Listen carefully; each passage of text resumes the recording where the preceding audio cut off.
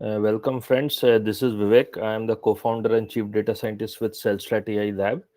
As I think most of you are familiar with us, we are an AI research lab and now developing products on the cloud for AI development and deployments. Let's get started with our research day today. I'm going to quickly demonstrate the product we are creating, and this is the culmination of almost 3 to 4 years of our AI research work and coursework in advanced artificial intelligence. So let me demonstrate the product we are creating. So this is what it is, called cellstrathub.com, and it has various tiers. So this is an online AI development and hosting system, and it has various cloud tiers which you can subscribe to, such as the free tier, alpha, beta, gamma. So you can see CPU tiers, GPU tiers with various levels of cloud configuration are being provided. And then there are enterprise level licenses and features, right? So we have uh, close to 850 users now. Most of them are on the free tier, and almost half of them could be our students and our AI lab community. And this number continues to grow every day.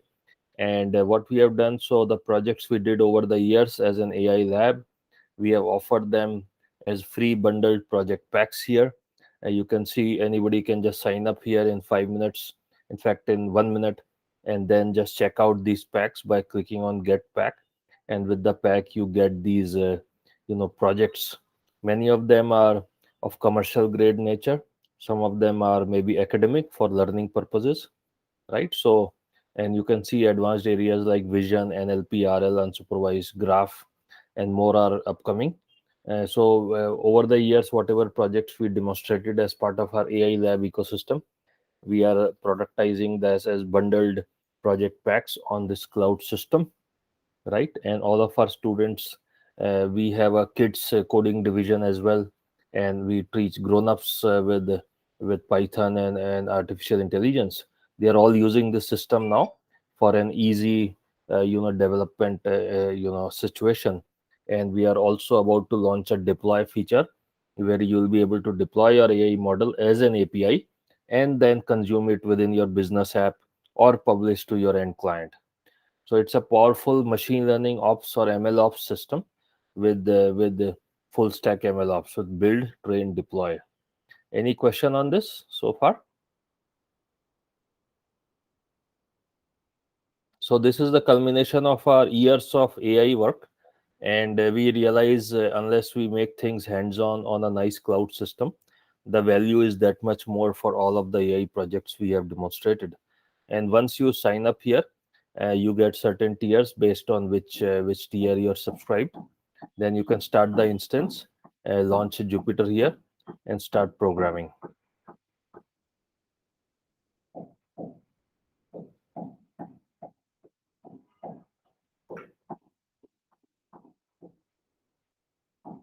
Right. So you can see the packs which you would have checked out there. You can see them here, right?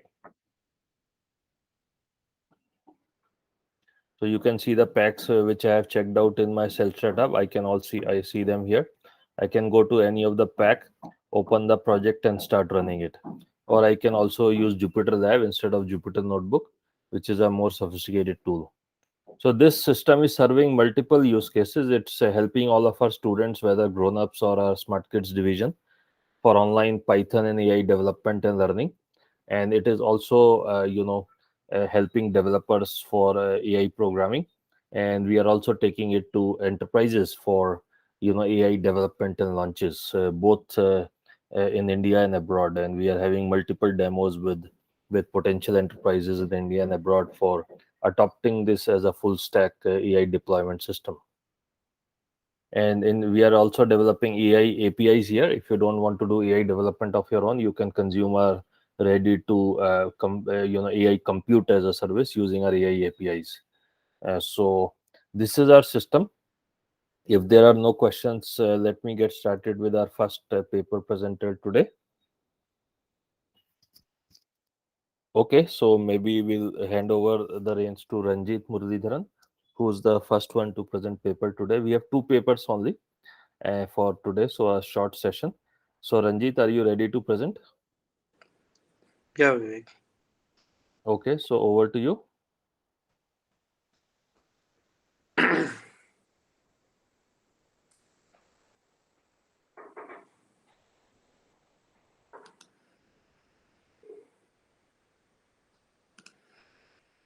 So I hope my screen is visible. Yes. All right. Um, so thanks, Vivek. So let's get started, right? So I'm Ranjit Muralidharan. So I'm one of the computer vision expert leads in CellStrat. So today we are going to look at a simple brain tumor classification, where we are leveraging one of the ResNet models, which is residual network. So basically, when we talk about brain tumors, right? Typically in a medical industry, it's one of the abnormal cells that grow in your brain, right? And some of them are very critical.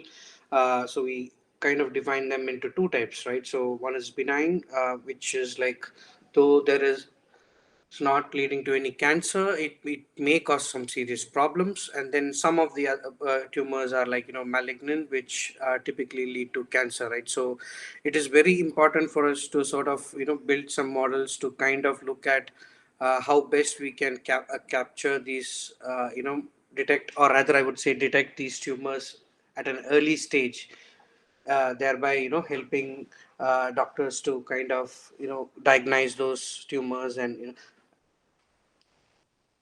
get that done, right? So typically there are many type of brain tumors, but what are the most common type of tumors is there are three types. So one is meningioma, glaucoma, and pituitary. So here, what we are doing here is we are leveraging ResNet 50 model, right? And we sort of collected different, MR images. So basically, in case of any brain tumors or anything related to your brain, right? So you basically go to a doctor. There'll be a radiologist who kind of takes the MRI scan, and then from there they sort of detect whether there is a tumor or not, right? So we leverage the use of all these MRI images, and we use ResNet 50 model, adopt transfer learning, and this ResNet 50 model basically, it's a pre-trained residual network model, which is in fact trained upon like some millions of high resolution images from ImageNet, right? So we use that and use transfer learning to kind of train the model and then predict what type of tumor we see from the MRI scan. And before we move on to the prediction model, I think the most important thing in any medical imaging, right, are their components. So let's have a quick look at what they are, right? So there are four different type of components in any of the medical imaging. One is the pixel depth. So these are basically your bits, which is helpful to get information from your pixels. Then you have your photometric interpretation. So this specifies how those pixel data displays the correct image, right? So any image that you get, what portion of the image interprets the right data, right? So that's what your photometric interpretation. Metadata, again, it's about data, which you all know. And then you have your pixels. So these are like your numerical values where your image or data gets stored. So these are your four important components that you have in medical images.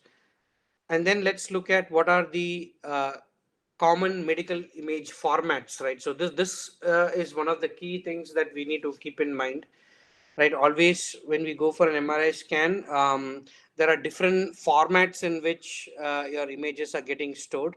So we always wanted a very high resolution image so that you can identify the right set of uh, you know areas where the tumor is, and then from there we sort of do a prediction. So these are some of the image formats: DICOM, NIFTY, NRRD, Analyze, PAR, and MINC. But the most commonly used one are the first two, so which is DICOM and NIFTY, right? So DICOM, again, it's digital imaging and communication in medicine. So This basically stores data, single volume of data in 2D slices. The one little drawback about DICOM images are, sometimes it kind of gets cumbersome to deal with because there's a lot of information around DICOM. So basically you sort of use some sort of a converter to kind of convert those images into a JPEG or a PNG or whatever it is.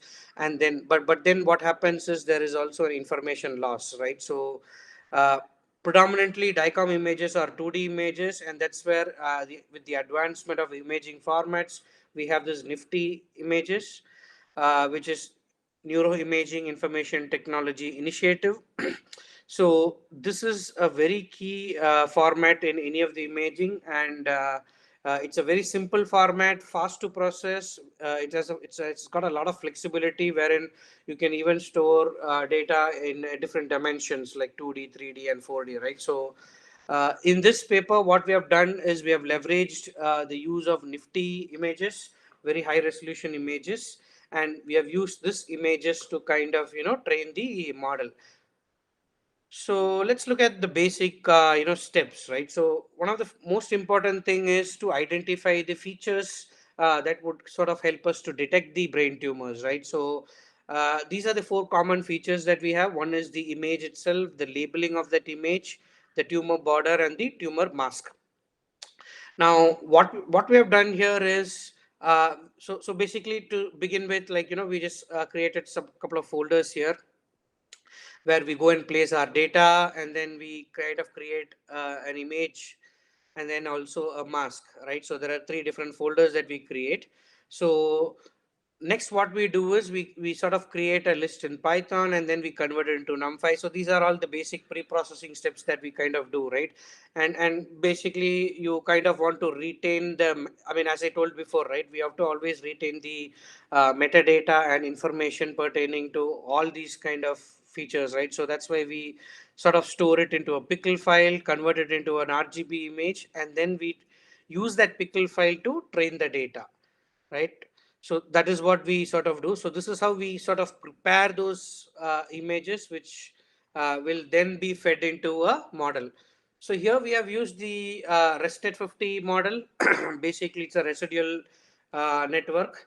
Now this is one of the models which is like being trained on as I told you before, right? So millions of images. So this is the basic architecture that we sort of have. So on the right hand side, what you see is the convolution block and then the identity block. So each one would be fit into different layers, right? So there are totally in total. So the 50 basically represents 50 layers that we have. And the best part about this ResNet architecture is, as and when we move from one convolution block to another convolution block, uh, typically in any deep neural network, there is a problem of vanishing gradient, right? Your information, as and when your network gets deeper, there is an information loss, and sometimes it happens. So because of that, we have something called as a skip connection or a shortcut connection. So let me just quickly look at what that is, right? So basically your X is nothing but your input, and then it kind of goes to your weighted layer, your activation function, and then it keeps on moving layer by layer, right? So what happens is you can see a connection from your X to your output, right? So each layer will have an input and an output. So basically what the skip connection means is, while you get an output from your input, your input is also added as part of your output in the next layer, or rather the next convolution block, right? And here so X is your input. There is a function which kind of has passes on to different layers, and then if you see f of x plus x, right? So input is also added to your output. Now let me just go here, right? So let me come back to this one, right? So once your image is inputted, you have the first convolution 7 cross 7 layer with a stride of 2, and then it goes into a batch normalization, and you have an activation function. Then you have a max pooling, and then your convolution block starts. So this entire convolution block is occurs here, and then your identity block, which is over here, it comes here and it sort of repeats in itself, right? So finally it goes into your average pool, and from there you use a softmax function and sort of get the output. So this is the basic architecture of RESTnet. This is like a defined architecture. So there are different variations in RESTnet. You can have a look at it, but since this RESTnet 50 is trained on multiple images, and specifically it has also been trained on a lot of medical imagings, so that's why we sort of use this and get the transfer learning. And then so what we have done is we have taken like close to 3000 plus images, which is a very high enhanced images, and it is cutting across 233 patients with all the three different kind of tumors, which is like the key tumors, right? And what we have done is we have created a transfer learning. We passed on those images, the model is getting trained, and what we have also noticed is because of this ResNet 50 model and the skip connection, which is an innovation in itself within the model, we are able to sort of achieve almost like 99% of accuracy, and you can see the graph, right? So the loss is also very less, and also your accuracy keeps on increasing. So this is what we have done, and we have some of the reference materials. So before I kind of move on to a short, demo, right? So which will sort of we'll just look at. Meanwhile, I open. Are there any quick questions? Okay, audience, any questions for Ranjit's paper? It's a basic ResNet 50 protocol for the computer vision, right? Right. Okay. And the best part is like you can keep training the model, right? So you can save your file, keep bringing in more images, and then once we see the demo, I think that. So let me start with the demo, but just before that, are there any last final questions before I move on to quickly show you the what we have as a tool? Ranjit, one quick question. So, how does skip connection help in there? And one more thing, so do we have any dedicated pre-trained model specifically for the medical images, or you are just using the pre-trained 50? Because I don't think specifically there will be too many medical images as part of the ImageNet, right? Right, right. So to your first question, right? Yeah, Skip connection. Like so the deep networks, right? So yeah, there'll be too many layers, yeah, right? So yeah, basically, what happens as and when you go deeper into it, your information will be lost, yeah, right? yeah. So here, this in the skip connection, what it basically just consider this as the image which I'm showing, right? This one. Okay. Mm-hmm. So you have an input, okay? It goes via multiple layers, Mm-hmm. and you get an output here, Yeah. right? So Mm-hmm. consider this entire thing as one single block, one single convolution block. Mm-hmm. So in skip layer, in deep learning, what happens? You have an X. Once you come outside, you have an f of X, basically. Yeah. Just consider that. Yeah. But here, what happens is your input is also added to your output, which means Mm-hmm. that whatever information that you had before Mm-hmm. is added to the output, and your output is basically a residual function, correct? That is Mm-hmm. what is getting trained. So you are also adding the features of your input to your output, thereby there will not be any information loss, if you ask me. And by that way your model gets trained, it gets mature over a period of time. And Mm-hmm. even if you have a lot of layers, as and when you like you go to 50 layers, or even there is a new 152 layers, Yeah. right? So Yeah. what happens, your the problem of vanishing gradient becomes redundant there. Okay. Okay. That's your skip connection. I mean, you can go look at it in detail, but this is at a very Yeah. naive level, right, for you to understand.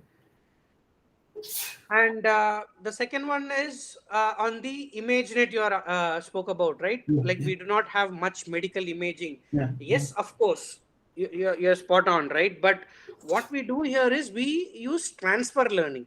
Mm-hmm. Yeah. Okay, so the advantage of that is though you have, so to put it in a simple way, though you have a model which has been trained on, let's say 2 million, 3 million, whatever it is, right? It has already learned all your labels, features. I mean, not exactly features, but your masks. So that's what I was talking about here, right? So what does the imaging do? It basically understands the border of that image, the mask that has been applied to. So when we use transfer learning, the model kind of trains on the new data set and applies all those logics that you have set up for your other models, or rather I would say the other images. Like already, so let's say you trained, for example, you have trained on, let's say, 2 million images, right? So each image will have a border, a mask, and everything, Yeah. isn't it? Yeah. So what happens is when you use a transfer learning with the new data set, it will also try to learn the border, and it will pass on those parameters. So there are like some 2 million parameters that it will pass on as a transfer learning, and then it will get trained on your current data set. Okay. Mm-hmm. So what you're training is always on your current data set. It always uses the features and logic that has been applied for the remaining pictures. So you can go and look at what is called as a transfer learning. Mm-hmm. Mm-hmm. So you can use any sort of models, and then use your own image and use the transfer learning, and then create your own model. Okay. Mm-hmm. Yeah, so specifically, I mean, what I have seen with respect to transfer learning is like, like transfer learning is more like the training which has happened over the period of time is on an not specifically to these kind of data sets. Okay, so a lot of time I was trying to train on textile images, and my performance is not that great because the idea is, Right, right. yeah, because they're So not trained I on. mean, again, see, when you use a particular, I mean, yeah, I understand what you're trying to say, right? So basically, Mhm. you go Google and find out which model to use and Yeah. all, but then Yeah. typically that model is not trained on, let's say, an X image Yes, which you yes, are yes. trying to predict. Correct, So, correct. so you need to find out a particular model Mm-hmm. which will suit your data set, is what I would say, Mm-hmm. Okay, right? So got it. in this case, Mm-hmm. in medical imaging, there is already a lot of research papers that are there out there, right? There, Mm-hmm. there, Okay. there are people Mm-hmm. who are doing a lot of things, right? So ResNet is already trained on a couple of images in medical images, especially on Okay. MRI scans. Okay, okay. Mm. Okay, Yeah, then so it like will add that, if value. you have a data set, first identify which model you want to use. Mm-hmm. Go have a, I mean, Google and find out if those kind of image set, whatever image set that it need not necessarily be a medical image, right? It could be anything that you want to do, right? So find out whether that model is trained on any the same type of data set that you have. Mm-hmm. You get that and do a transfer learning, but then it doesn't end there, right? You Yeah. keep on training the model, unless, I mean, until it kind of matures and it gives you a right accuracy and right result that you're looking for. So, Mm-hmm. so Yes. it's a constant process, right? You don't stop at just one time doing a transfer learning and stop it. You keep on evolving it by adding more and more images. So it takes a bit of training there. Yeah, yeah. Okay. Oh, yeah, understood. Thank you. Thank you. All right. Any other questions? All right. If not, I'll go to the quick demo. So this is our AI lab, where we have all the models, and basically it's a GUI, right? So it sort of becomes easy. So let me just quickly log in. All right. So this is our sort of an home page. So I mean, we have multiple models that we have developed. So right now, what we are interested in is a brain tumor classification, right? So let me just go here. So so this is the tool that we have developed in our AI lab. So basically, what we sort of do is we just start the session. Once the session is started, so let me just find some. Okay, so I just downloaded some test images, right? So I mean, you can add some n number of images. So as an example, I'll just use like some 4 images. So just hit the upload files. So what it does is basically whatever image, or these are all your MRI scans, right? So it kind of uploads into our tool, and then you just click on predict, right? So once you click on predict, you can see that the prediction job has started. Here, so you look at this. So September 4th, I have just, so it is in progress, right? So it typically takes about a minute or so, depending upon the resolution of your image and the size of image, and also the number of images you want to, upload at any given point of time, right? And basically, how this kind of helps us see, in a day there are a lot of MRI scans that are happening in any of the hospitals, right? And just imagine if one has to go through, like, lakhs of scans in a particular day, or maybe even thousands, right? So it becomes really cumbersome. So our tool will sort of, help you in that, right? So we just, dump all your images over here, and then you just make your prediction. So within a minute or two, so look at this, right? So in a minute you can see that it is done. So once I click on view results, so I have uploaded 4 images, right? So you can see, okay, fortunately everything are one type of tumor, but yeah. So you can also look at the probability of whether the particular MRI is one particular, these are the 3 different type of tumors which I spoke about, right? So it sort of gives you a probability also. And you can just download the result, right? So into a PDF or something, and it becomes easy for the doctors to kind of quickly have a look at it. Okay, so this is what we have. And you can put a number of images, and it basically trains itself, and I mean, sorry, it just predicts itself and gives you a report.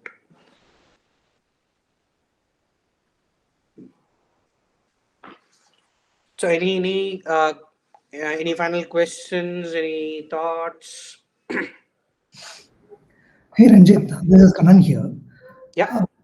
For training this model, like how many iterations it took and how long it really took to train the model? Because now whatever you are showing is a prediction, which is like after the training, right? Correct. Yeah, for training, like how long it took and what's the like duration for overall process of training? I mean, so I'll answer that in 2 ways, right? So first of all, at least for this one, I mean, I cannot tell you exactly how long it took, right? It takes a lot of time. So I kind of use like 30 epochs, okay, and it typically takes about a day or so, right? Max to max, and it again depends upon your the computing power in your laptop or wherever you are trying to train, and also the number of images and the type of resolution involved, right? So the more high resolution images you have, you typically know how long it should take, right? So that's how it is. Yeah. So overall, what's my understanding is it's a pure supervised learning with like preset computed data plus new inputs, whatever has been provided, and then it's been trained uh, for these 3 type of cancers. Right. So we leverage the transfer learning concept, and again it keeps on training, right? We keep adding new images and kind of build that. But here one thing to keep in mind is you should not compromise on your resolution of your image here, especially in medical imaging. Okay. Yeah, got it. Thanks. Okay. Any other questions? So have you tried to see this with Vision Transformer? The same, So I instead mean, of not the ResNet 50, same. Yeah. Sorry. Go ahead. yeah, instead of ResNet 50, had you tried to see with Vision Transformer? So we have not tried, especially brain tumor. We have not tried with Okay. vision transformers, but Okay. we have other projects where a couple of my colleagues have developed vision transfer extensively. Okay. Okay. Yeah, because I just thinking that will the result improve, or because they also try to do similar thing, breaking the images into small chunks, and Yeah, then yeah, true. So see, again, there is no one model which will fit all, right? yeah, yeah. You need to try out different models, find out Mhm. which will suit the best for your data set, and then bring up Yeah, that value, yeah, right? So, yeah, yeah. Okay. Yeah, thank you. all So right. on the CellStrat Hub, we have a computer vision pack, which has variety of object detection kind of in images, object detection in images kind of algorithms. So one can try on CellStrat Hub variety of algorithms for solving the same problem. So this healthcare AI stack, which Ranjit just demonstrated, was developed with help of our hub infrastructure. And now the hub infrastructure is available to the whole world for developing and deploying their AI solutions, just like this full stack solution. Because people always ask us, how do you use that for full stack? So this healthcare stack is a demonstration of how you can create full stack AI solutions on this platform. Any other questions for Ranjit?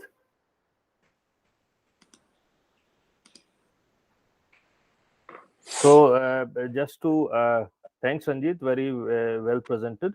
Let me show you our paper portal before we go to the next presenter sort of. So if you go to the CellStrat website, it's called learning.cellstrat.com, and because we have redirected the core URL to CellStrat Hub nowadays. So the old learning site is called learning.cellstrat.com. If you go here, you'll find the papers which have been published so far as part of our research events, and today's papers will also come here. So you can just download all our previous papers as well, almost more than a dozen now, I think, and go here, and then you can just click on download and download this paper. So we are creating a paper portal of this fashion. All these papers will appear here. Okay, any final questions for Ranjit for this session? Okay, very well done, Ranjit. Excellent presentation. And with that, let me take it to our next paper presenter, Ramesh. Ramesh, are you ready? Hello, Vivek. Yeah, go for it if you're ready. Yeah, okay, thank you. Good morning, all.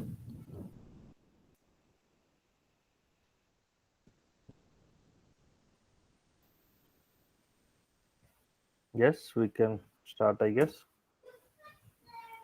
Okay.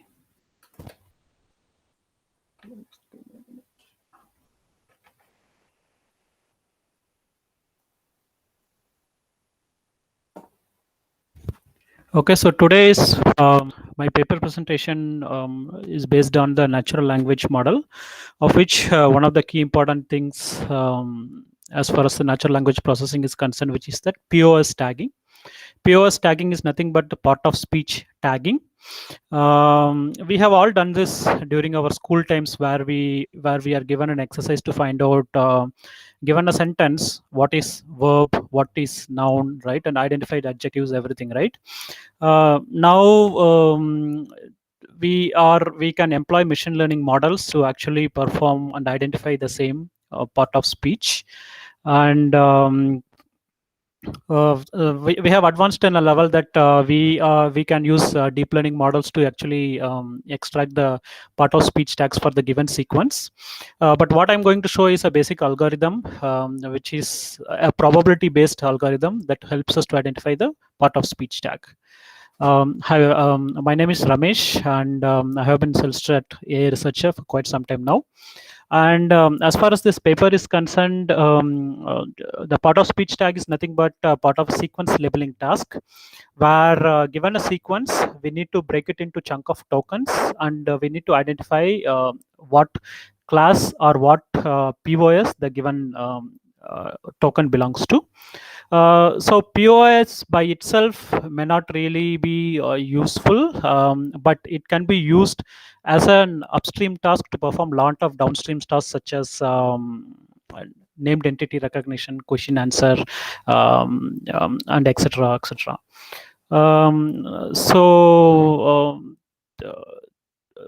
There are various ways to actually identify the POS tags, but what we will be going through in this paper presentation is a Markov model. You might have all heard about Markov model. It is a stochastic process model which involves transition of states between one state to another state. So I will just briefly rush through and I will explain you detail when we go through the presentation. Okay, so this is how you see. Markov model basically relies on the transition of states from one state to another, right? Okay, even we can consider our sequence of words or whatever we consider as a single sentence can be considered as transition of states from one way to another way. Okay, so like what I'm saying is, if we give a state, if we give a sentence like this, I am fine, you can consider it basically as a transition from one state to another. Like for instance, if this is the statement, you can say it starts with I, and based on I probably next word comes, and based on am the next word fine comes, right? So here we can consider this as the first state, this could be a second state, and this could be a third state in terms of time sequences, right? Okay, so that is what I meant by a sequence of states. So we are going to consider our given sequence, given sentence as a sequence of states from one state to another. And Markov model actually, in addition to considering it as a sequence of states, it also consider it, we can also take the observations. For instance, even though we say that a given word, right, if you given a sentence here, I am fine, though you can say that the next sentence, next word here, am, depends on I. Actually, if you see implicitly, it follows a grammatical structure, correct? It follows a grammatical structure. So what do you mean by grammatical structure? See, for instance, a noun can be followed by a verb only most of the times, right? And verb may be followed by a noun. A verb may not be followed by another verb, except in rare circumstances. So there is a structure embedded within our sentences based on which we actually write our statement, right? So otherwise it will be ungrammatical. So there is an underlying structure below this statement, right? So those underlying structure is what we call as hidden states. What we see when we write are these words, right? But what underlying beneath is are this grammatical structure. So but we don't see this, right? We just remember it when we write, and then we just write it out. So Markov's, when we consider a Markov model, we consider these as hidden states.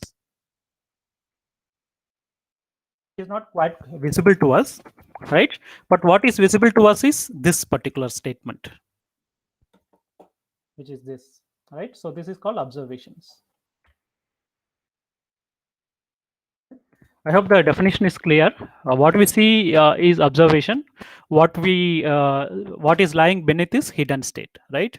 So what we will try to do is using a hidden Markov model, right? We call a hidden Markov model. We will try to actually arrive at finding the transition of states, right? And this is each of these states are what we call as POS stacks. So that's the basic concept here. Okay, given this, we need to find this, right? Okay, so that's a typical hidden Markov model. That's the difference between Markov and a hidden Markov model, where our states are hidden and we see only the observations. So this is what I meant by here. Given what you see is an underlying structure, and what you observe here are the different set of words which forms a statement. And Markov model also takes into consideration different probability concepts. For instance, there is a probability to move from one state to another. There is a probability that a word starts with the given state starts with the given probability. There is a probability that given a state, only a specific set of words will be emitted. That is called emission probability. So we will go through in detail when we do a PowerPoint presentation. But these are the general terms that we should be aware. The important key concepts about hidden Markov model are the states, the observations, the initial probability, the transition probability, and the emission probability. Okay. So these are some of the mathematical concepts here which are employed to show that the probability, it actually follows the probability model. And finally, what we would be seeing in our paper is, you might be arriving at, using Markov model, you may be arriving at a lot of different sequences or a lot of different states. But what is the best way to actually find an optimal sequence, right? For that, we will be employing an algorithm by name Viterbi algorithm. So we'll use Viterbi algorithm. in conjunction with hidden Markov model to actually figure out which is the best optimized sequence. Okay. So let me get into the presentation. Okay. Any doubts at this stage?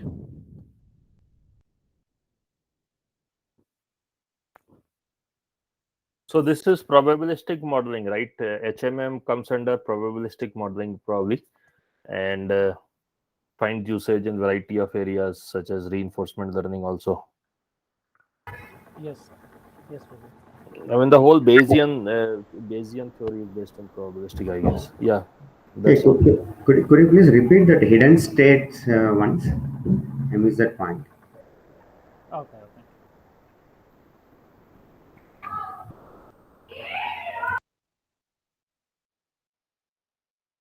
Okay. What I'm saying is, when we write a sequence like this, right? When we write a sentence like this, I am fine, right? What you see are these words, correct? Mhm. But implicitly, if you see, it should follow a specific grammatical structure, right? For instance, we might start with the noun, and then we may move on to verb, and then we might again move on to noun, or we may move on to verb, depending on the grammar that we have learned. So every language actually follows certain grammatical structure, but those are not visible outside. What you see are only words, but the words are actually emitted based on this grammatical structure. So now in social media, we don't generally follow the grammatical structure, but ideally speaking, whenever we write a grammatical statement, we follow a proper grammar, right? But those grammar components like noun, verb, the transition between noun and verb to noun and all, will not be quite visible when we write a statement, but if we internally understand, we will know that this follows certain transition. So since it is not clearly visible to the user, we call it a hidden states. And only this is visible to the user, we call it observation. Okay, so the rules are nothing but the hidden states. That's all, right? Correct. That is correct. And there could be like innumerable rules, right? I mean, you can do a rule-based POS tagging as well. But what happens? There are infinite rules actually when we write right. So it is letter. So what we are going to do is we are better using the probability to figure out which will be the best transition, or which will be the best what is the best POS transitioning. Right. Yeah, thanks. Okay. As I said, POS stands for part of speech tagging, and we are going to do sequential tagging. Why sequence? Because there is a transition, there is a dependency between the words, right? So we are going to use hidden Markov model, and for this particular algorithm, we are going to actually use a supervised learning.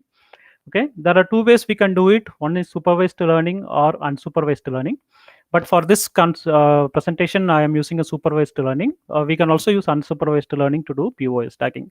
And the majority now we actually do unsupervised learning because supervised learning requires an extensive set of corpus with the POS tagging, which is very difficult to get it. Okay, so I hope we all know what is a bigram language model, right? So we have n-gram language model in general, which is 1 gram, 2 gram, 3 gram, 4 gram. We can keep on going. So the n-gram language model helps you to actually better understand the context, better feed in the context to the algorithms. For instance, if we have a statement like "I like food," right? If you just want to understand what is the probability that the sequence could be generated, you can either go for a single unigram language model or bigram language model or trigram, whatever you want. But what I'm showing here is a bigram language model. So in bigram language model, generally what we do is we take a word and we feel that it is dependent only on the previous word. Okay, that is what is called as a bigram language model. So what is unigram language model? We actually feel every word is independent, right? And you try to find out a probability. Whereas when you take a bigram language model, you take a given word is dependent on a previous word only, And if you take a trigram language model, you feel that a given word is dependent on last two words, right? For instance, here if the food is dependent on like and I, it is called a trigram language model. Whereas if a food word is dependent only on like and like is dependent only on I, it is called a bigram language model. So we are going to use a bigram language model here, and bigram language model is similar to first order Markov model. Okay, so whenever you hear a first order Markov model, it is same as a bigram language model. So that is what is mentioned over here, that previous tag, that a given tag is dependent on a previous tag. That's a simplistic assumption, though it cannot really be, because in whenever we consider a given language, for instance, you might write a big sentence in which a particular word may be dependent on a word which happened a long back, right? So in a given sequence, a food may be dependent on I, right? It's for not for this sentence, but for a different sentence, right? So for long sequences, definitely this bigram language model may not work, but for a shorter sequences, it may work, and it really helps us to simplify the model. So that's one of the reasons we consider a bigram language model. And we are going to use a join probability mostly. Given a tag, what is the previous what is the previous state, and we are going to use it. Okay, we will see it in model. So this is what I said here earlier. The important things to remember about the hidden Markov chain are the states, the emission probability, the transition probability, the observations, and initial probability. Okay, so this diagram may give you a good example, right? Let us say you do certain set of activities, like whether you walk or you do some shopping or you do some cleaning, but you may be doing activities, but these activities entirely dependent on what is the current state of your environment, right? For instance, if it rains, you may not do walking, or you will do a walking with less probability, but you might do a shopping with less probability, but whereas you might stay indoor and clean it with more probability. So that is what it means. For instance, if it rains, you may either do walk with the 0.1 probability, you may either do shopping with 0.4 probability, or you may do cleaning with 0.5 probability, right? So this is called emission probabilities, right? Given a state, given the environment, what are the different activities that you would do, and then what probabilities you do, right? That is called emission probability. And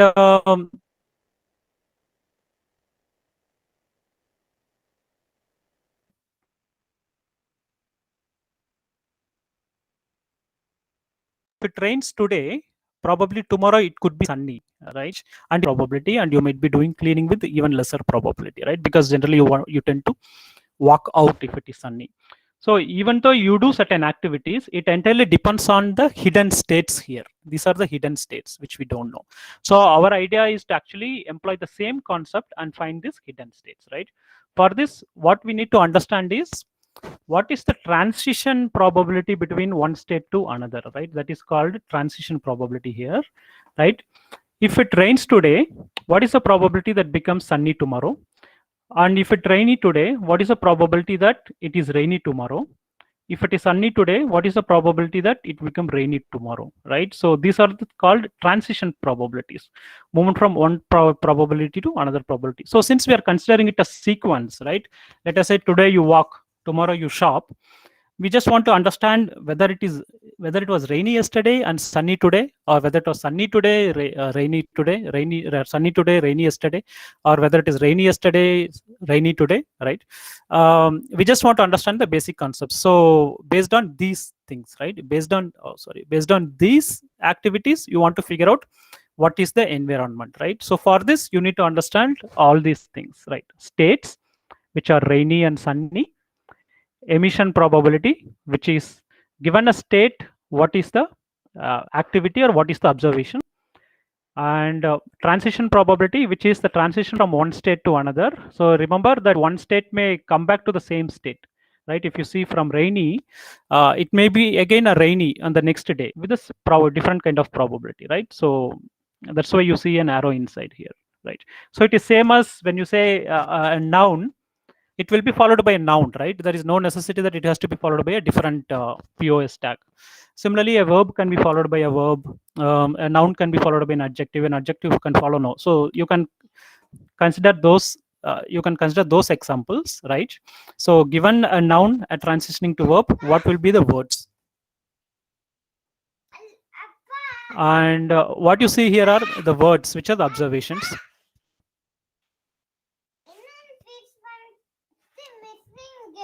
Okay, and an initial probability is nothing but initially what state would be in, right?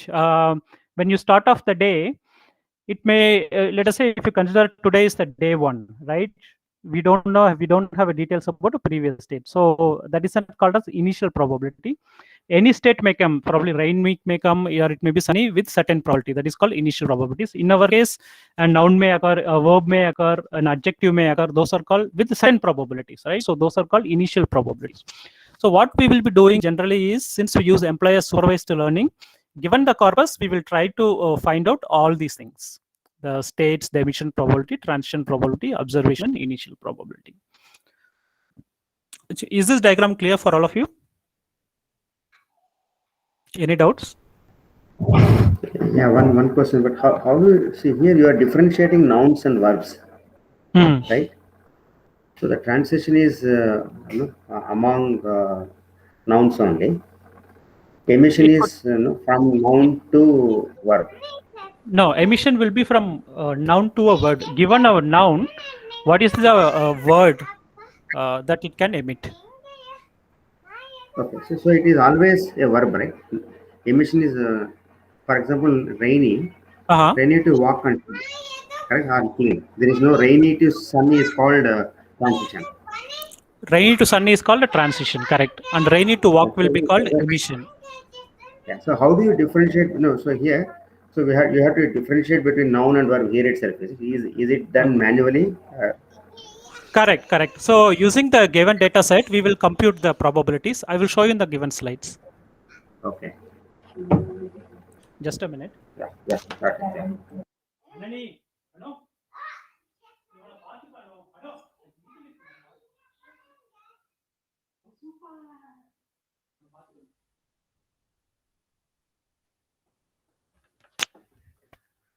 Okay, sorry about that. Any other questions before we proceed? One quick question. See, these kind of tasks we have been using.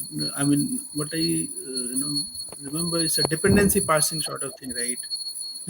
Where we try to see the relationship between the words, their words, and the whether they are verb or noun or different kind of things are there, right? So how is this hidden Markov chain thing is going to help actually, because something like this has already been done in the NER thing, which I have seen couple of days back. So I mean, what are the advantages actually using this that makes you to use this model actually? Okay. No, actually, you can perform the given activity using different models. Like for instance, you can use deep learning model as well to find out the POS tags, and you can use NER. But hidden Markov chain is a basic concept which helps us to actually understand how the transition happens from one word to another. But when you take a deep learning model, probably it might be learning different features. So hidden Markov chain is a basic concept. Okay, it takes only consideration of, let us say, what is the probability between transitions and the emissions, and arrive at a POS tagging, right? But when we go a little deeper, we can actually consider a lot of different features, right? For instance, if you take the latest models, you may not only consider the current word, you may consider the future word as well. You may consider the past word. You may consider last two past words and the next two future words, right? There are a lot of different features you can employ. But this is like a little basic concept where we employ only these features to arrive at the POS tagging. Okay.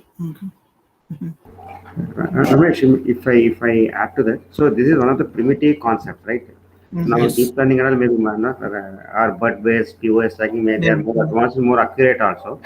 Right, So with right, academic right. interest, maybe this is a good concept to learn. Correct, correct, Uh, correct. In yeah, fact, you can so build upon this coming- concept and take in some additional features and start gradually moving towards the deep learning. Yeah. Sorry, go ahead.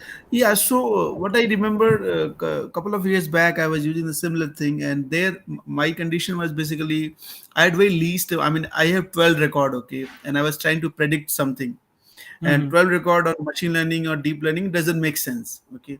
So then I mean, I was with the research, I got to know that HMM is one of good idea, and we can use that for the purpose, right? So Correct. that is what I was trying to have an analogy that what makes for in these kind of work in the NLP work which you're showing, that why did we go for this POS tagging instead of going with the traditional approach. That's what I was thinking.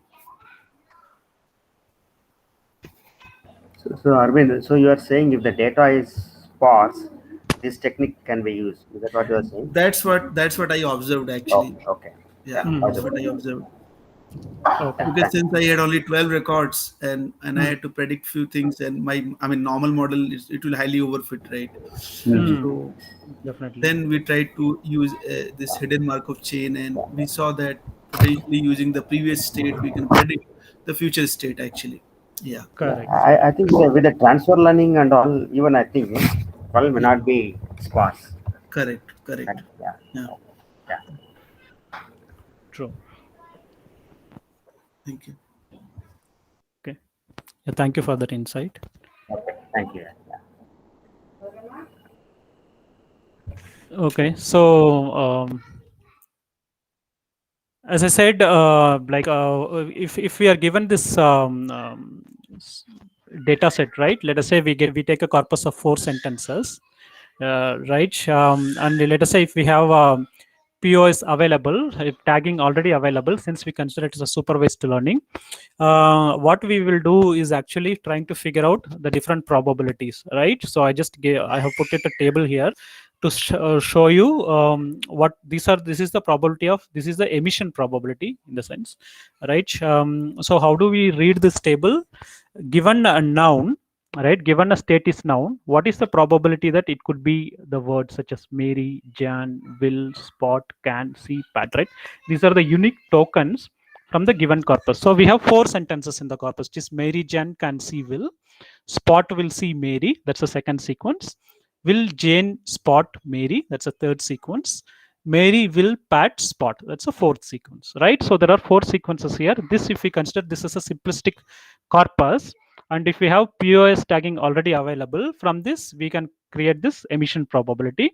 Given a noun, what is that it is Mary, what is the probability that it will be Jane, what is that it will be Will, right? So how do I do it? Since I take a first order Markov chain, right? So I take only this kind of a model where given this is a conditional probability, right? So given a noun, what is it Mary? So you just do a count of how many times Mary and noun occur together, right? Divided by the individual count of nouns, right? So you get the probability. So if you sum it up, right, you will get a probability of 1 here. Okay, so you can just understand that if it is noun, it could be Mary, mostly names such as Mary, John, and Will, right? Sometimes Spot as well. But if you see the can, see, Pat, and has not appeared, and given a verb Mary, Jan, and all's probability of being a word Mary, Jan, and Will is almost 0. And what you get is like Spot, see, and Pat, right? And if it is a model, mostly it is Will, see, right? That's what you get it here. I think I made some mistake here. Even can also comes. Okay. And what you see here is a transition. What is the model there? Noun and verb is fine. Yeah, it's actually a model. So I'll just take here. It's a model. So model are some words such as can, will. Okay. Right. But Those they are kind not of considered as a verb here. What is it? Are they not considered as a verb? No, they are considered. If you dig deeper, they are considered as models actually. I see. Okay. Yeah, we in general call a verb, but unique identity for that is model. So here, which of them are emission and transition? Are they here in this table? This Okay, is this only is the a emission probability table. Okay, okay, So given a state here, what is the emission probability for each of these words? got it. Okay. Okay. And what you see here is the transition probability. Transition probability is nothing but, if you see, we need to understand how is the transition for a transition between noun to noun, noun to modal, noun to verb.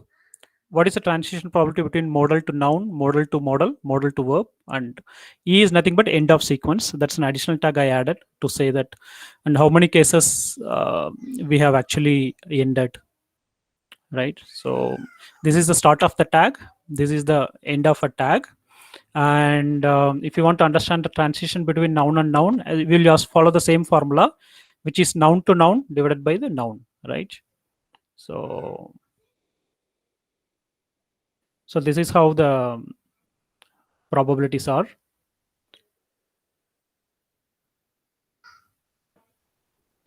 Okay, if you can already see that a verb is followed only by a noun, right? A modal or a verb doesn't follow a verb, and a sentence doesn't always end in the verb, right? Because there is a zero probability. So these are some of the knowledge that we gain when we try to find the different probabilities, such as emission and transition probability.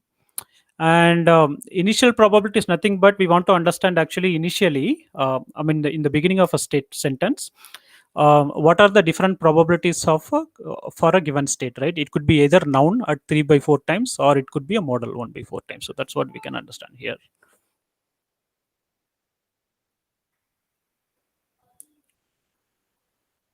Okay, so all these The initial probability is based on the first sentence, is it? Here, based on the Mary Jane, first words only. Yeah, Mary based on Jane only can the see first you. words. Okay, based Correct. on that, or is it the first word of each of the sentences? It's the first word of each of the sentences. Oh, I see. Okay. So you can consider it as a transition between this state to this. Though we have nothing here, we can say that it's a transition between this state to this. Mostly, if you see, we have 3 nouns and we have only 1 modal. Okay. Okay, so that's why we say that a verb doesn't always occur in the beginning. We always have noun and a modal in the beginning with these kind of probabilities. Okay. And one of the reasons why I picked up this HMM is we can actually understand the basic concepts in PO staking, because understanding basics is a little difficult, and using this we can actually build upon additional features and keep developing the model. So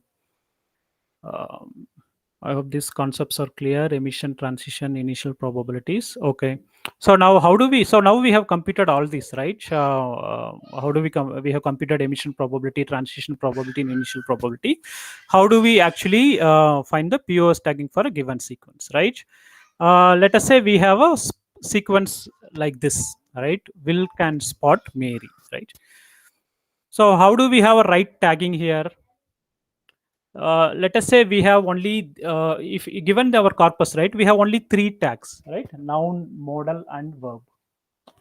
So what are the possible number of tagging sequences, right? Each word can take 3 tags, correct? It can be either noun or verb or modal, right? And if we have given this sequence, there are 81 different combinations possible for this sequence, right?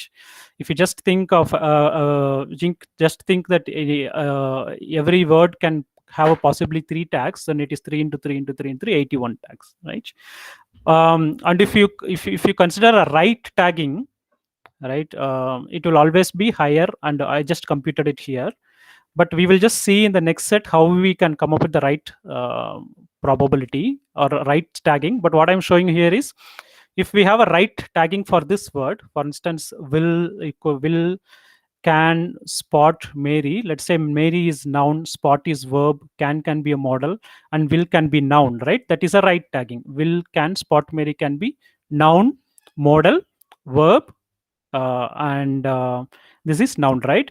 For that particular tagging, the probability that we get is actually it's a emission probability. So if you want to understand the formula, it is nothing but it's the probability of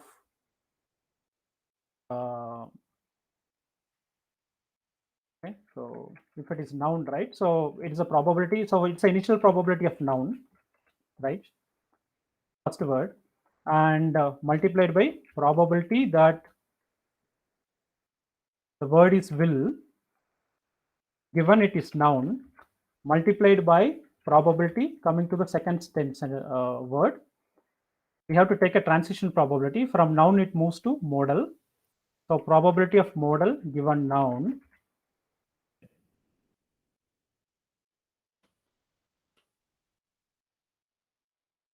right, followed by this is the first word, this will be the second word, probability that it is can given it is modal, followed Basically, Ramesh, you are applying the chain rule of probability, isn't it? That's right, Vivek. This is mathematically called chain rule of probability. In this case, you are using conditional probability, so you are chaining them up.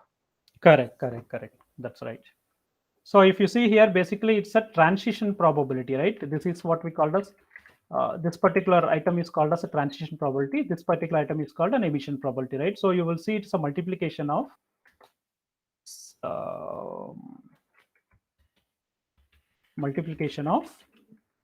initial state followed by transition state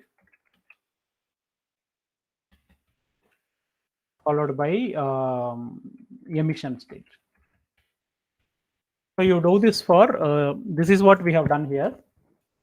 We do this for every word, right? Only for initial word the initial state will come, but the transition state and emission state will come for all the words. Okay, once you do that, you arrive at a pertinent probability. Okay, so similarly you may be able to if you take a different tagging, is this clear, like how we arrived at this value for all of you? So you can do it by your hand. You can compute the probabilities. For you already have this probability available here. So you can using this probability and using this chain rule of probability, you can come up with the probabilistic value. Okay. Similarly, if you apply a different POS tagging, right, you may be able to come up with a different probability value, but the probability value of this will always be higher than the rest of the probability values. Right, that is how for a right tagging the probability values will always be higher than the other sequential tagging values, right? But the problem here is if you want to consider the right tagging, right, in by means of this probability computation, you may have to compute for 81 different sequences, right? Because there are 81 different possible combinations, you may have to compute for 81 different sequences and figure out which has the highest probability and use that as a right tagging sequence, right? But computationally this is going to be very expensive, since we have only 3 tags here and we have only 3 tags as we speak, right, in our data set. We used 3 tags, we came up with, and we have length of 4 words, right? We came up with 81 different combinations, right? But imagine in reality we have very high number of tags, right? And our sequences lengths will be very high. Doing this kind of computation will not really help in getting the results faster for us, right? And you can also understand there is certain limitation if we get a new word, right? But the moment you get a new word or a new transition, this will always become 0, right? Let us say you have a transition between one state to verb, okay, and you have not seen that over here. If a verb to verb is 0, but in reality you get a statement which has a verb to verb transition, then it becomes 0, right? This will become completely 0. We want to avoid all that, right? In order to avoid all that, we will go for one smoothing method to ensure you have a minimum probability for all the given transition probabilities, and the other one is optimization. Okay, so how do we optimize the given sequence is by means of there are various ways to optimize, right? One of the ways to optimize is to wherever there is a transition is 0, right, we eliminate those sequence. That is one way of doing it. The other way of doing is by means of Viterbi decoding, which is what I have mentioned here. Viterbi decoding is nothing but a dynamic programming way of solving this sequential tagging problem. Okay. I'm just showing you a simplistic example of a Viterbi decoding. Okay, in reality, it uses a recursive method to solve this problem. Okay, so what usually happens in a Viterbi decoding, right? If you see these two sequences, okay, let us say there are two different paths. One is noun to modal, modal to noun, noun to noun, and end. Okay, there is another sequence which is noun to modal, modal to verb, verb to noun, noun to end. Okay, now in reality, if you want to compute without Viterbi, we may have to actually understand, we have to compute the transition between this and this, use the probability, all this probability, do a calculation, use a probability, do this complete calculation, and then compare and then eliminate one of them, right? Eliminate whichever probability is lesser. Now, in Viterbi, what we do in general is we do a backward tracing. Okay, what backward tracing do? We start from here. Okay, you start from here. You start from backward. Compare these two sequences. You see, both are noun. Sorry, you start from here, right? Transition. The last tag. Okay, sorry. The last tag is n, right? So these are two arbitrary sequences. The last two tag is n. You don't do anything. Now you come back here, right? You see the transition from to this noun happens either from noun to noun or verb to noun, right? So what you do is you try to compute the transition probability between these two. Okay, find out which is best, found out which is more, right? Because the emission probability is going to remain the same, right? So only find the transition probability between these two words, find the transition probability between these two words, compute their probabilities, right? And then if you go back again here, you see here you have a noun and a modal, verb and a modal. There are different computations, right? So compute their probabilities, multiply these two, and when you come back here, you see there is a same transition, right? Noun to modal, noun to modal. So you don't do any computation here since both are same. Now you come back, its starting probability is n, right? So you don't compute. So it is more or less like when you do it programmatically, you take a recursive approach. You start from here, you keep going, find out which is the best path, right? Which has the higher probability. You keep only that state. So that is how you do here. I'm just doing a simplistic version here. So whichever gives you a higher computation, you select that one. So that is the right path. Okay, so finally you will arrive at one sequence which gives you a best best path, which has the highest probability if you transition between each of these nodes. All right, so in this way, what you are actually doing is you are not computing the probabilities of this transition to this transition to this. No, rather you are only computing the transition wherever there is a difference, right? You take this one, you take this one, you take this one, you take this one, you ignore or rest all, because rest all are common, right? You take only the places where it is different, and then you compute the probabilities. And if someone has a higher probability, you reject the sequence which has a lesser probability. You take only higher probability one, right? That is what I have shown here. In this way, your computation complexity as well as the memory storage is greatly reduced, and you will arrive at a single sequence at the end of the Viterbi algorithm.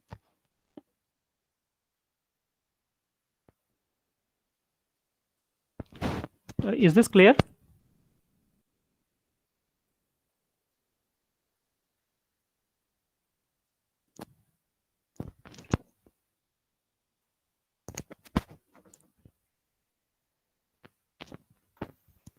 Yeah, Ramesh, we can proceed, I guess, in the interest of time.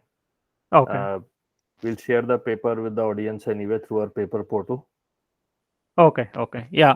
Yeah. That's all I wanted to cover for today.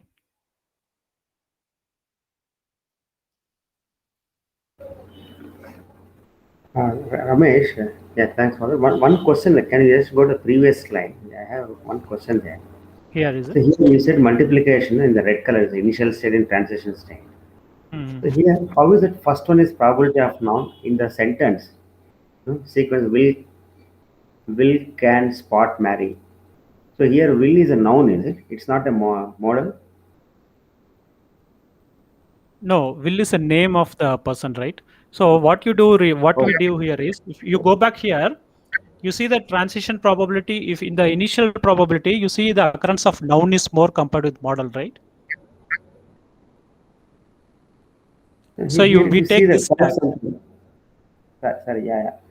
So here, I was thinking that will is a model. Okay. No, that is why Okay. I did a little confusing term here, because will can either be a model or noun. Yeah, Okay. that's it. Got it. Like Will Smith kind of thing. Got it. Correct. It's a name. So, moment you see a will in the first place, right? Then it will be mostly noun rather than a model, Okay. as per our transitions. Yeah. Okay. Yeah. Understood.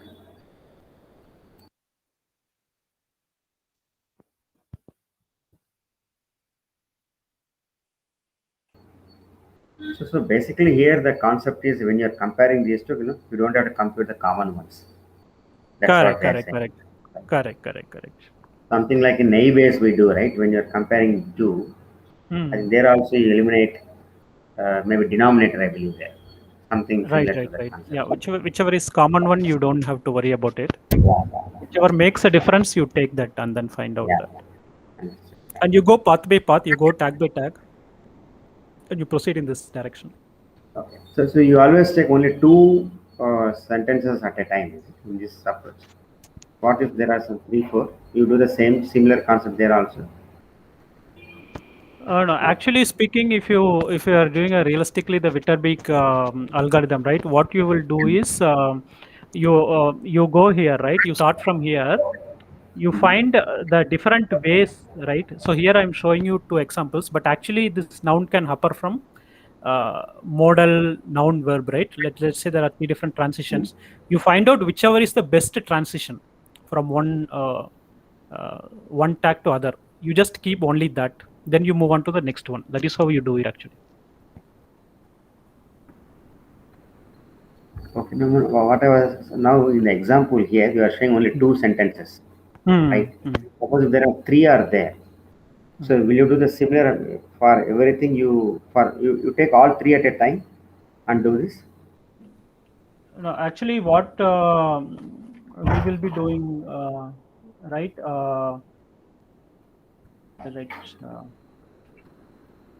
We have no model. These are the, let's say if these are the possible transition, right? Okay. So which means from noun it can come to noun, from verb it can come to noun, from modal it can come to noun, right? If you take these 2 tags, okay, you only Viterbi algorithm will only find out which is the best one, whichever gives a higher probability, which transition gives a higher probability. Okay. And keep only that,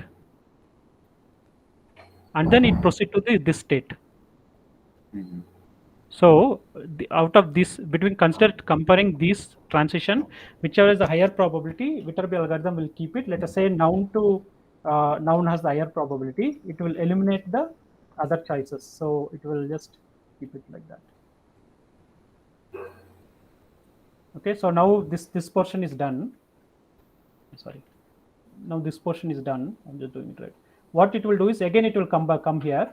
Here there are different possibilities, right? Now noun to noun it has already computed, so it will use that and it will compute this to this to this. Whichever is higher probability, it will keep it, and this will get finalized.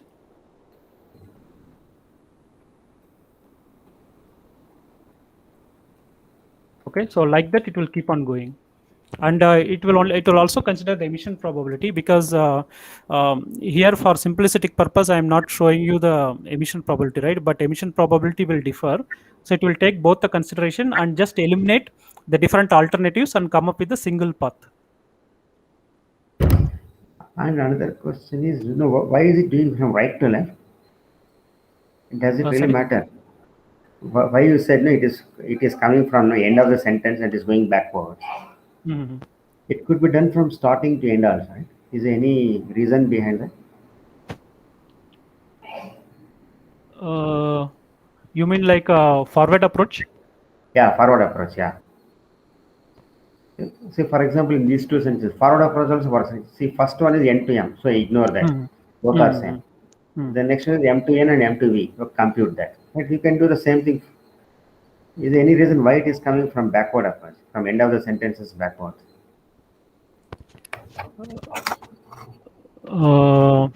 Okay, I think I will. Okay, I will just check it out. Maybe Yeah. there could be some advantages. I think. Let me Mhm. figure it out on that. Okay. Okay. I know there is a forward approach as well as backward approach, but we have taken a backward approach here. But forward approach, there could be some disadvantages. If any, I will just figure it out. Okay, fine.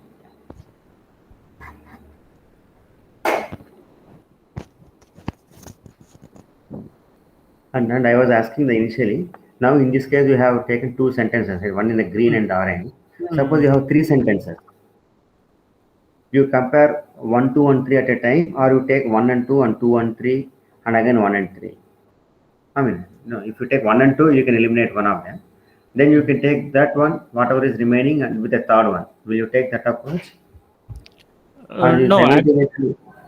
no. Actually, in the real Viterbi decoding, right? We don't usually compare the two sequences. What it will do is it will go from one state to another. It will compute whichever transition gives highest probability. It keeps only that, and it will transition from one state to another. So it will keep going like this. No, my question is not about the within the sentence. See, Uh-huh. now you have taken two paths, correct? Correct. If there is a three paths, for Then the example, comparison will increase actually. so comparison will you take all of them at a time and then compare all three at a time. We take all at a time and do that comparison. Okay, fine. Yeah, thanks. You got it.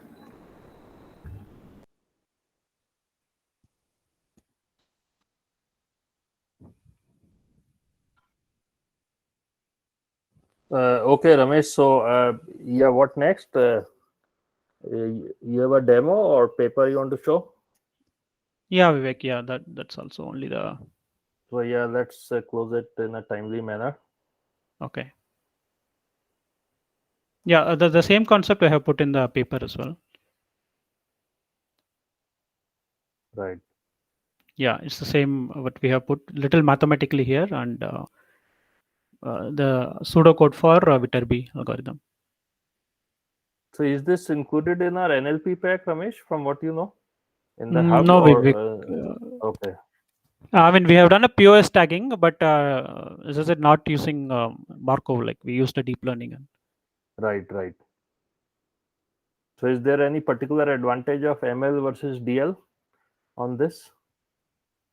No, actually, with DL will help us to add more features. I mean, using more features, we can use the prediction. But as if we have a sparse data, we can go for probabilistic. So HMM and all is more classical plumbing tools, plumbing algorithms, right? So, and then on top of that, in recent times, deep learning has come up.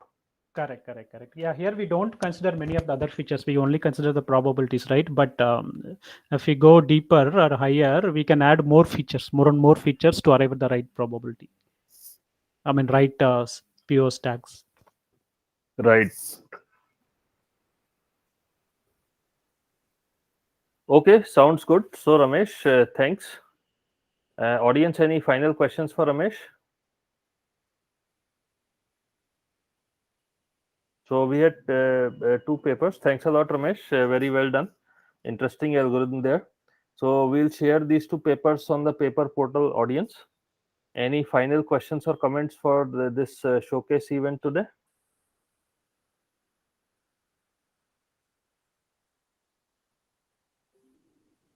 Thanks a lot, Ramesh and Ranjit. Excellent presentations today. And we invite all audience to try out our hub platform and also submit papers in our future events. So thank you all for joining, and thanks a lot to our paper presenters today. That concludes this session for today, and we'll be arranging more such events in future. Thank you all for joining. Thanks, Vivek.